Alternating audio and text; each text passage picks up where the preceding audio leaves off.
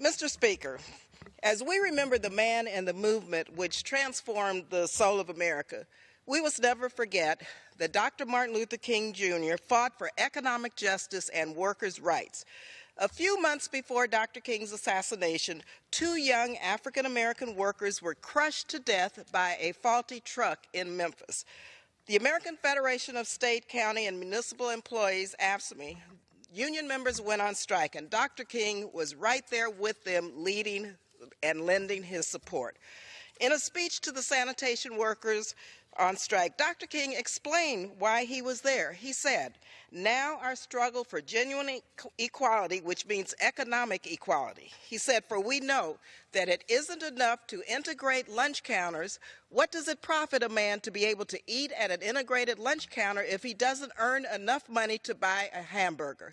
Now, 50 years after Dr. King's tragic assassination, after standing up for economic justice and fighting to end poverty, the Supreme Court is taking up a case that would gut union rights. Make no mistake, the Supreme Court case Janus versus AFSCME is a political scheme to further endanger the rights of working people. This case is yet another attempt by billionaires and corporations to stop working people from joining unions altogether. This case will gut the very protections that are the fabric of our society, and that's our unions. More than 16 million people are represented by a union, from teachers and firefighters, nurses to postal workers, and many more. Unions help improve lives. They increase wages, lift families out of poverty. They fight for safe working conditions and well-deserved benefits. Unions are especially critical to communities of color. For too long, African Americans have been locked out of wage increases because of discriminatory practices. But for African Americans who do join unions, they earn 15% more than their non-union counterparts. African American women in particular earn an average of $22 an hour compared to $17 an hour in a non-union job. And those wages make a huge difference for families. Plain and simple, unions provide a path to the American dream and the middle class for working people.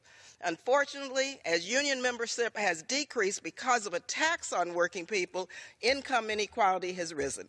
From 1973 to 2007, as more states started forcing working people off of unions, income inequality rose by 1/3. That's shameful. And so, Mr. Speaker, the Janus case before the Supreme Court now threatens the economic security of families all across the country.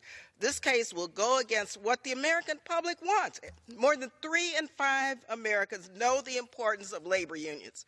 And yet here we are having to depend and defend their very existence. This is outrageous. So we must ensure that working people, people of color, everyone, continues to have the right to join a union.